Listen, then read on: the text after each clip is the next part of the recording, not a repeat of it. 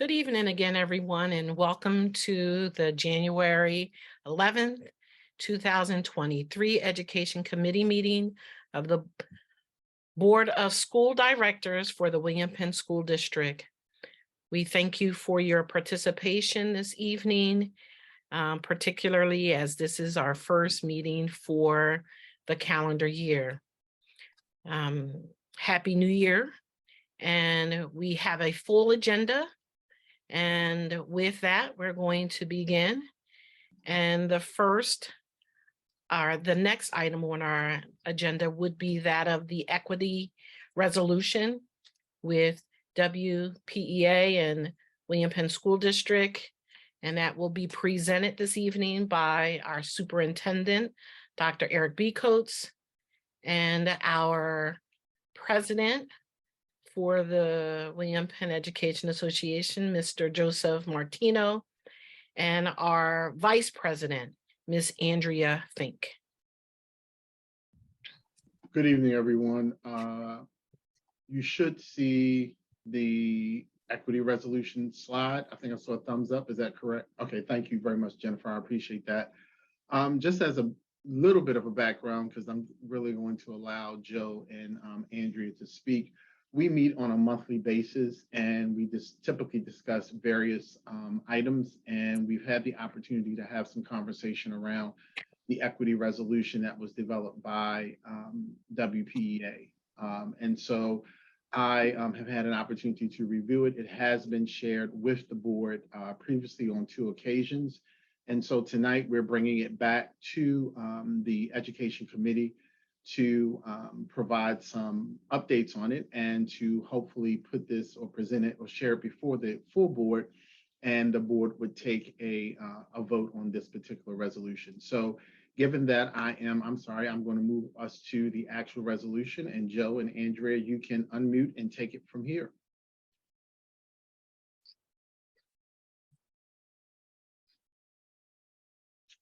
All right. Sorry, I was trying to find the unmute button. Can you guys hear me all right? Yes, we can. Yes. All right. Hope you guys are having a nice evening tonight. So yeah, I mean, basically, you know, as you may or may not know, right? I'm not only the president of WPA, but I also live in the community, right? I live 5 blocks, you know, away from Green Avenue High School, you know, in the 5th of Lansdowne.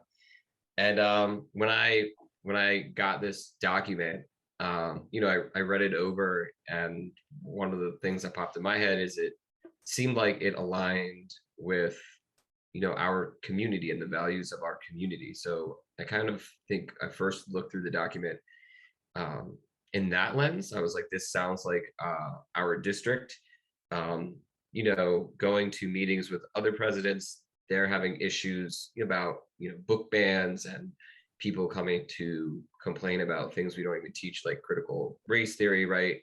And I know that really isn't, as far as I know, an issue in our community. In fact, I think the opposite is true of our community, right? We are worried about inequitable funding, right? Not being funded properly, years and years of inadequate funding leading to issues that stem from it. So when I read this document, I mean, it seemed like something the board might get behind, right? And then my thought is it would be great too if, you know, the association, the bargaining union members could also get behind it and kind of use it as a you know, place where we can look back to, or a foundation of where we can jump off to, because the main topic around it, you know, looking at it, you know, it talks a lot about diversity, educational equity, right? It talks about the curriculum,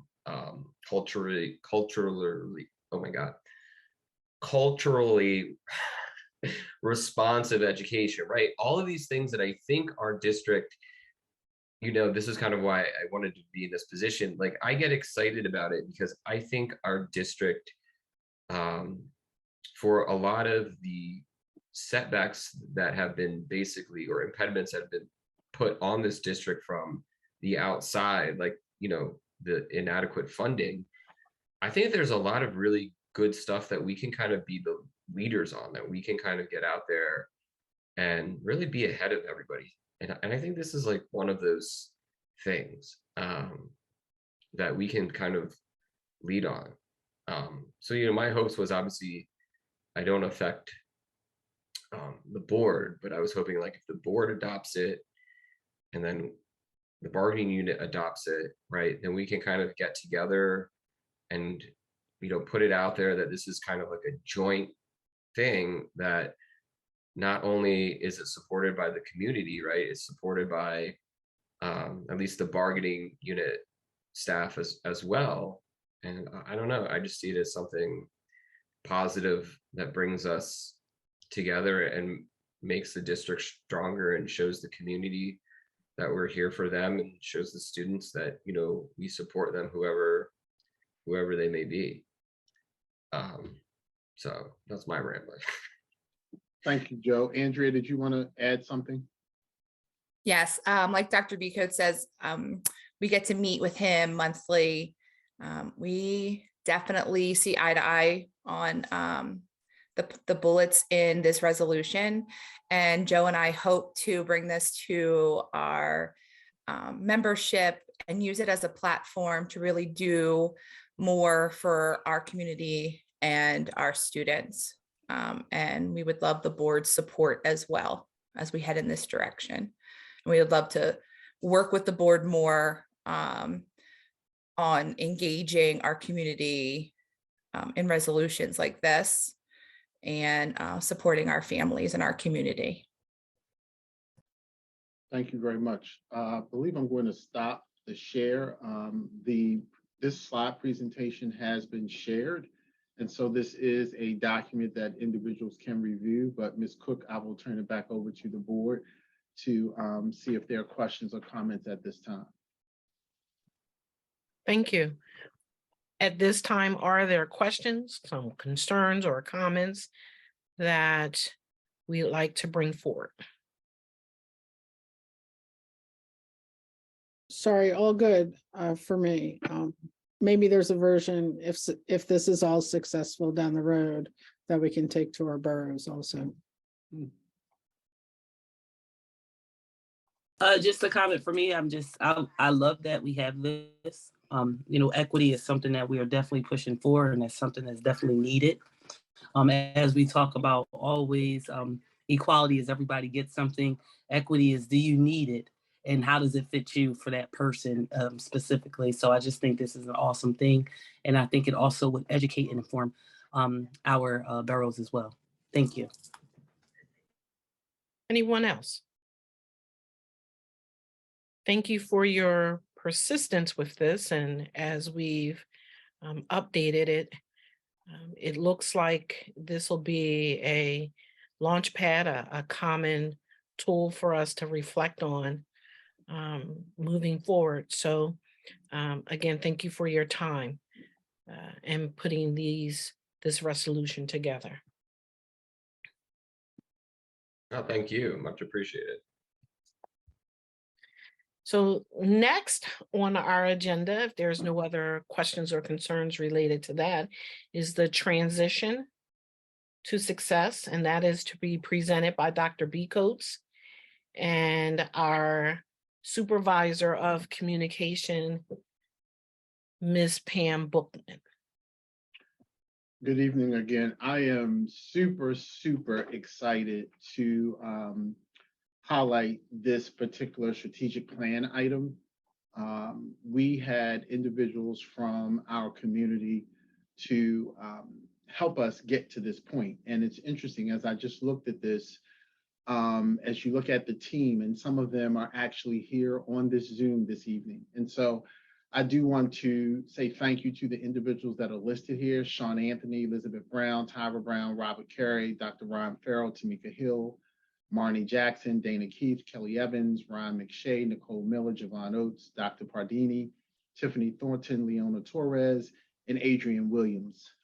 These individuals came together, and it's been a long process. And one of the reasons I know that is because when I looked at, I believe, the information for Robert Carey, he's no longer a secondary assistant principal, and he's no longer a WPSD parent, right? So it just goes to show you that this is something that we've been working on and things have happened since that time. But one of the highlights that I think is really key here is that we've come together as a community based around the topic of our students and how they transition, right? Not only from grade to grade, but even within a school building.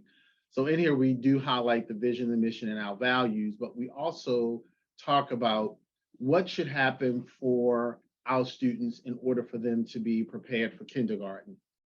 We also highlight information as it relates to what happens with students when they transition from 6th grade to Penwood Middle School.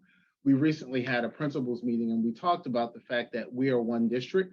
And so no one at the middle school can really say that these aren't my students, because how are we working together collaboratively to make sure that as someone leaves the 6th grade from one of our 8 elementary schools, there is a smooth transition, that we are communicating across levels to talk about what various students need and to make sure that they are successful. The other thing I would share with you is we did the same for students transitioning from Penwood Middle School to the 9th grade academy. What are some things that are needed? What should we be doing? How do we also, and I'm going back now to from 6th grade to middle school, how do we articulate what happens at the middle school? We're even talking about having a promotional video where there are students, their parents, and there are administrators and teachers talking about what's happening at the 6th grade. You know, sometimes we tend to reflect or believe certain things are happening based upon what someone tells us, right? And we may not have been in a building in 4 or 5 years, or we're thinking about something that happened when our children were in the schools and our children are no longer in the school. So how do we begin to tell our story to make sure that families understand this is now what we are about and this is what we're doing in this school district? So that's really, in my mind, what this transition to success plan is about. And I was really excited that we had parents as a part of it, because I think they're the ones who can help tell our story the best, and they're the ones who can help us the best in terms of putting something in place that's going to be beneficial for the next group of parents that will have to also experience the same thing. So then we talk about transitioning from the 9th grade academy to Penwood High School. What does that look like? And then lastly, I believe we look at college and career readiness, because ultimately we should be one connected unit, K through 12. What does this look like? And even when we talk about kindergarten, we're also talking about how do we connect to the daycare agency. So those are going to be things that we actually do as outlined in this document. So this will be a living document that, as I shared with principals, we will be monitoring the activities that are outlined in here, because this is a living document. It's not something that we've developed that's going to sit on the shelf. These are things that we will be doing starting probably as soon as next month, as it relates to how we're going to support our families. We did give individuals the opportunity to provide feedback. There were some things we did modify, some things we took under advisement. We will continue to assess the transition to success plan. And then we provide information as it relates to what are some references that we also use. So this is not about novel ideas that we have. We did look at some research. We engaged our families as a part of the process. I will share with you that all of our advisory councils have had an opportunity to provide feedback, teacher advisory, as well as family advisory. So again, we're bringing it to the board now to let you know that from my perspective, I think we are ready to, for lack of better terms, rock and roll with the implementation of this particular plan. And again, this excites me, because at the end of the day, this is what we get up for every day, and this is what it's all about at the end of the day. How do we support families and how do we support children? So that's the end of what I wanted to share, but I do want to first give the families who are on the Zoom an opportunity to participate. Some of you are on the Family Advisory Council, and then teachers, and then any administrators. If you wanted to share anything, please feel free to do so. And then Mrs. Cook-Henry, I'll turn it back over to you. So just unmute yourself and just share if there's something that you want to share. Any of the parents who are on the Transition to Success team? All right, I don't see anyone. If you're talking, we don't hear you. Are there any teachers that are on here or staff members that would like to share anything before we turn it over to the board? All right, so everyone's being quiet tonight, so board members, please feel free to ask any questions that you may have. And Mrs. Henry, I'm gonna turn it back over to you. Job well done. Thank you. Board feedback, questions, comments? All good, really exciting. Well, that's positive. Great. We're gonna move, keep it moving, keep this train moving. We're gonna go to our next agenda item, which is the secondary course pathway project. And this is follow-up from our previous meeting.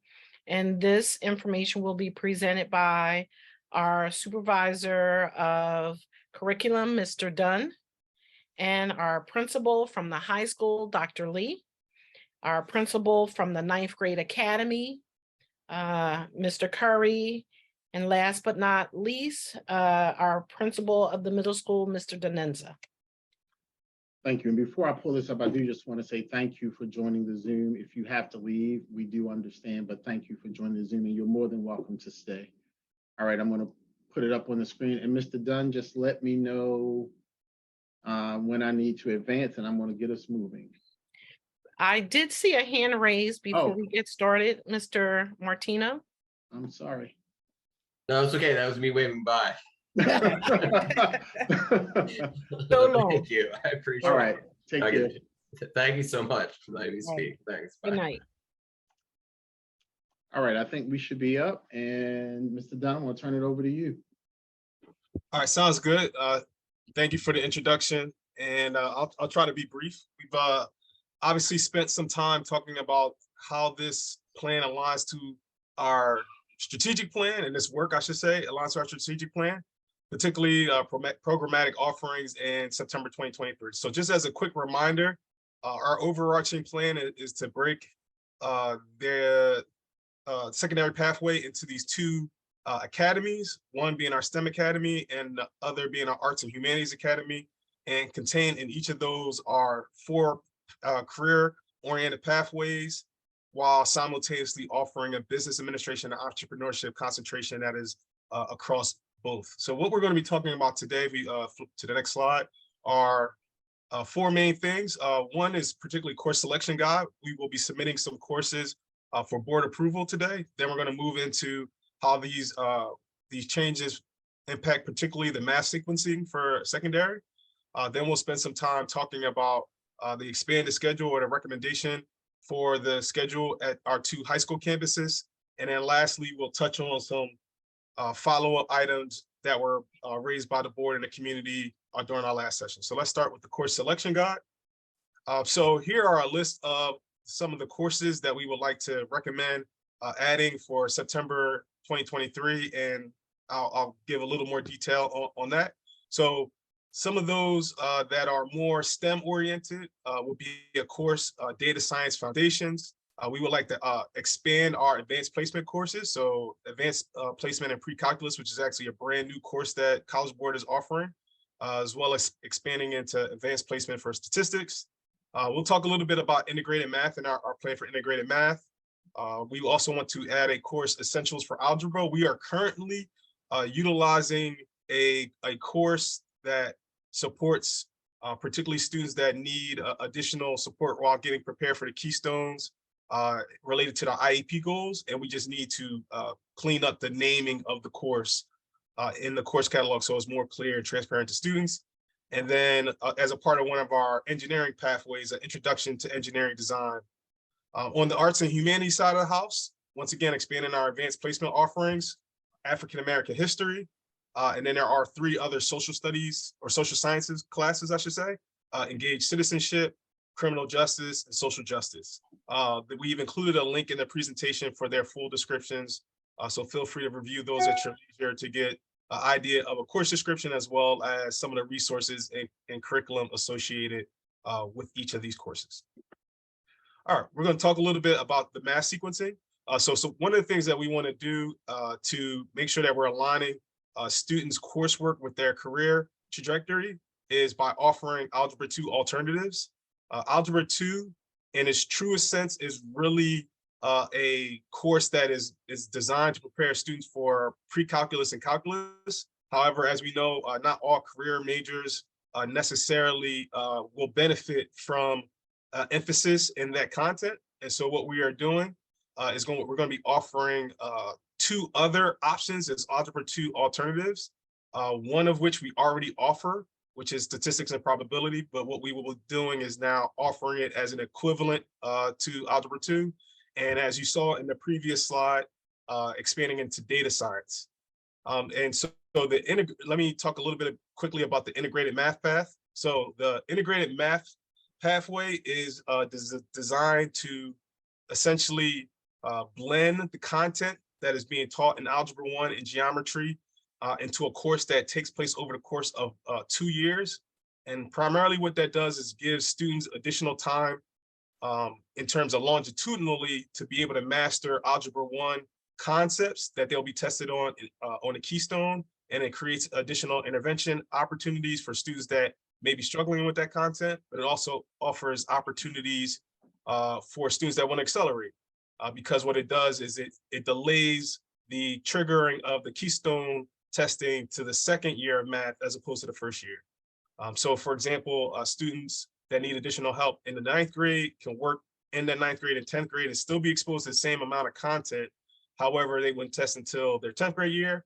However, a student that wanted to accelerate will be able to take integrated in the middle school in 8th grade, still be able to take the 8th grade PSSA while being exposed to the geometry content necessary to be successful in that test, then take the Keystone as a 9th grader while still be accelerated to be able to take pre-calculus and calculus while they're still in high school without having to double up on any coursework. So that is something that we want to put forward for approval. However, there's going to take a lot of work to communicate those expectations, build that curriculum out, get some of the NCAA clearinghouse approvals and some other work we need to do in terms of that integrated pathway. But we want to put it out now for approval so that we can launch that specific pathway in September of 2024. So we can continue going. So just to expand on that conversation so you can see how this will play out. So here's a brief snapshot of each of the 3 courses, and what I have here listed is how those 3 courses would match up with particular career interests. So we would train teachers on how to make these recommendations with students thinking about what they want to do, as well as it shows possible follow-on courses for those. So for example, a student that takes Algebra 2, in that following year, they will be in following years, depending on when they take it, they will be prepared to take AP Pre-Calculus, AP Calculus, AB, BC, but however, they can still go into the other pathways. So for example, if they took Algebra 2 and they were like, hey, I don't really think calculus is going to be my thing. So as a senior, I still can take statistics and probability, and I still can take data science or any other 4th year course for that matter. But this is just a thematic presentation so that you can understand the purpose and how this will work in practice. All right, I'm good here, so we can go next slide. And just to quickly recap how this modified structure supports our work. Some of the features are the A2E format, or what we would call Algebra 2 equivalents, right? So our pathway would be Algebra 1, geometry, Algebra 2 alternative or equivalent, and then students would then choose an elective math course, ideally that supports their career trajectory. We also want to decrease the amount of course stratification that we have. So currently we have about 3 or 4 different combinations of courses for each course. What we want to do is condense them to create more equity and more consistent expectations in terms of standards mastery. So what that means is that we will only be offering college prep, FAST, and honors, and IEP modified courses. One of the other features that you may have noticed are that there are going to be additional advanced placement options. So we already have calculus, but now students will also be able to take AP classes in pre-calculus as well as statistics. So many opportunities to get college credit. And then as we talked about with the accelerated, and this is once again in the future, we have the potential of accelerating in 8th grade without creating a double test for students. So currently acceleration will cause students to take the 8th grade PSSA as well as Keystone in 8th grade. This would alleviate that need to double test students while still allowing them to accelerate. And then lastly, the whole theme of this is courses that are aligned to student goals. So whether it's a career-based goal or a need for additional support, we create multiple opportunities. So we have a la carte solutions for individual students that makes the most sense for them. All right, so the next will be, I want to talk a little bit about the schedule, and I will, tap my high school principals for help. I'll be presenting, but they're actually the experts and the ones who created the schedule. But here are some of the features. On the right, you see the periods, the start times and end times of each course. So currently we have a 6-period plus lunch schedule. This expands the day to an 8-period day, which allows for 7 classes per day. So hypothetically, over the course of 4 years, those are 4 more classes that students will be able to take advantage of as opposed to the current schedule. Also, the schedule, particularly at the Green Avenue campus, allows for 4 lunch periods instead of the 3. So currently, due to space concerns, this helps to alleviate that by creating more opportunities for students to go to lunch. This new schedule meets state requirements for hours for the instructional day. And Dr. Lee may be able to speak more specifically about that. One thing that we will have to be aware of that was mentioned and alluded to in our previous meeting is that there will be a transportation adjustment. So currently buses leave from Green Avenue campus by 2:25. They will, based on the schedule, as early as be able to leave at 2:34, 2:35. So we may need to adjust the busing schedule at the middle school and elementary accordingly. All right, and just really quickly, the asterisk there means just indicates the potential lunch periods. All right, we can move forward. All right, the last thing I want to touch on some follow-up items, and you can just click through this. I didn't mean to have animation here. All right, so one of the questions that was asked last time is what classes will be common to all students. So each student will take 4 years of a common pathway for ELA, 3 science or social studies classes that will be common to all students. And then as we discussed in our last section, 2 years of a common math before branching into courses aligned to their career pathway. So thinking about with the new schedule, if it's implemented, there will be space for 28 classes. Those are the classes that everyone will take, and then students will fill in the rest with things that align to their pathway. There was also a question about how this transition will impact graduation requirements. So here is it listed. Essentially, what will happen is the class of 2024 will have a grace period, be grandfathered in. Their graduation credits will not change at all, even though they have an additional period. However, you can see the graduation requirements steadily increase over the course of the next 4 years to where they finish at 25 credits for graduation. There are 2 items that we still need to explore and have further conversations. One was a question relating to DCC pathway and early enrollment. So we're still continuing to flesh what that looks like, as well as in terms of teacher training, if we can build certification partnerships with local universities to support teachers as they expand their certification so that they can teach these additional courses. So with that being said, we'll take any questions or discussion from the floor. And before we take questions, I do just want to say, and I think it's important to share this. As I've shared, we had a meeting prior to tonight's board discussion. We are looking to, I'll just say, chunk, if you will, some of the implementation of this, because we know that this is significant, but we also want to make sure that it's done in a way that's going to be successful. I have been made aware of a school that is currently implementing this model. They have been recognized by our state as making the greatest amount of improvement. And so we will probably be having a visit to that particular entity, but I also just want to make sure that it's clear that all of this is not trying to be done like tomorrow.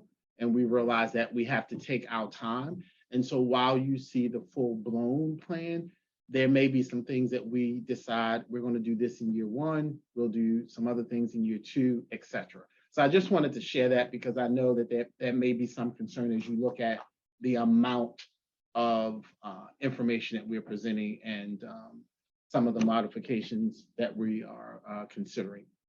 So Ms. Henry, I'll turn it back over to you. I'm sorry. Thank you. Before I ask the board any questions, Dr. Lee, or do you have anything that you wanted to add or share related to what was? Okay, great. Are there questions? School board? Jennifer? Good evening. Really exciting stuff, Mr. Dunn. Thank you. I just have a couple of questions and they can be addressed at any time, no rush.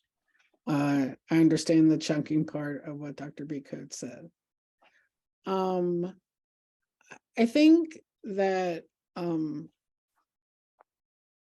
it would helpful to look at a sort of a course selection guide of like sort of what our students would be looking at, the descriptions of these new classes and such.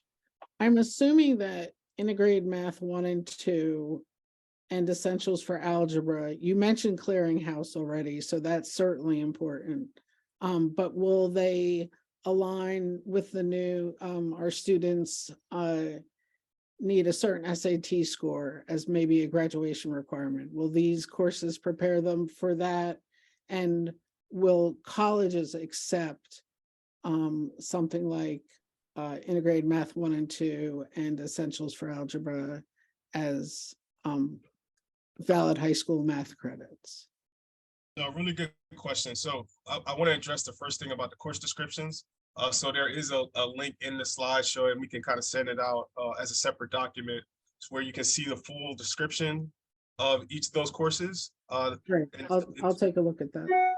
And in terms of integrated math, it's new for our district. However, as I like to use the saying, we're not the first ones over the hill with this. So Plymouth White Marsh is a school district that currently uses integrated math. Lower Merion School District, the Hill School, the private school, also uses integrated math. So we wouldn't be the first one. So to answer the concern about are colleges familiar with it, are there other folks in the state already doing this? This is something that is a overarching movement in math education, particularly on the high school level. So that is not necessarily a major concern, but we still are going to offer courses like SAT preparation and things like that, as well as our curriculum writing to make sure that all the standards are taught. So the idea with integrated is that not that we teach different standards, we just teach the standards in a different order. Right. So as opposed to saying, hey, we're going to teach all of the geometry standards for mathematics in 10th grade, we teach some of them in 9th grade, we teach some of them in 10th grade. Instead of teaching all of the algebra 1 and algebra 2 concepts in a certain grade, we spread them out. So I'm not questioning that part of it at all. Like that's your business. I'm just, you're very good at your job. I'm just, making sure that, if a student is taking this class and then in 12th grade, has an epiphany and says, I want to go to college, does she have enough math credits that they're going to take to move to a college, if that, that veer in the road happens. And you don't have to let me know now. Yeah, I do want to just clarify a little bit about the essentials of algebra. That's a little bit different. That is a students for that's a special education course for students that have individual education plans.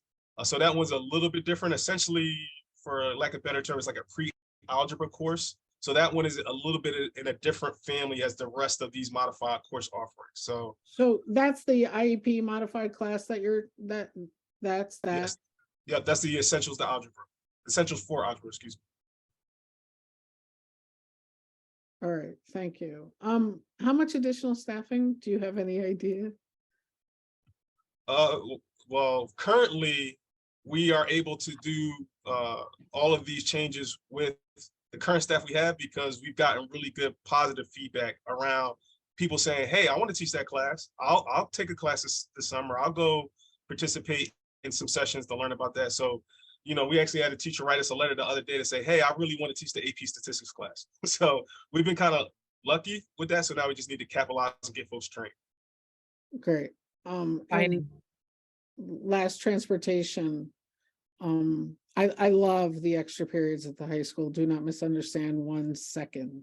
But does that run us into middle school and elementary school teacher release time by pushing that back? And I made a note that we will follow up with the transportation department and make some connections on the other ends as well. Got it. Thank you. Yep. Ms. Hoff, if you don't mind, and Ms. Henry, I just want to go to this slide right here if I could, because Mr. Dunn did say the link is there. So this is the link on slide 14. And if you just click on that, you will actually see the descriptions there of the courses. I just Yeah. want to, just in case there's someone in the public that didn't follow, the information is there for people to see. And I didn't see it either. And No I did- problem. I mean, and that's why I wanted to show it. Thank Yep. you. I'll read it tomorrow. Thank you. Ms. Miller. Hi, everybody. Good evening. Mr. Dunn, this looks so thorough. Thank you for the thorough presentation, and to your team who worked with you on this. Really quick question. So it won't impact my daughter now because she's graduating in June, but she's a student who's, of course, interested in the humanities plus the high level math. If you were to take that pathway in the humanities, will you still have access to the calculus, those higher level math courses as well? Great question. So, as a math guy, I want every single student to take 4 years of math, right? So, I'm obviously biased on that. But I want to frame this as a way for us to guide students and give them more options, not to limit. So to create more opportunity. So you may be that unique student that says, hey, I want to be an econ major. So I want to know a lot about like writing, but I also want a really strong math background. So we want to make sure that the classes that you need to be successful are there, right? And so there's going to be a lot of flexibility, and it's really going to be driven through teacher recommendations and counselors that advise students using this framework of, hey, what makes sense based on what you want to do when you grow up? So definitely don't want to limit any opportunities, all about creating a framework of thinking about these things so that students feel connected to their coursework. Thank you. Thank you. Are there any other questions or comments?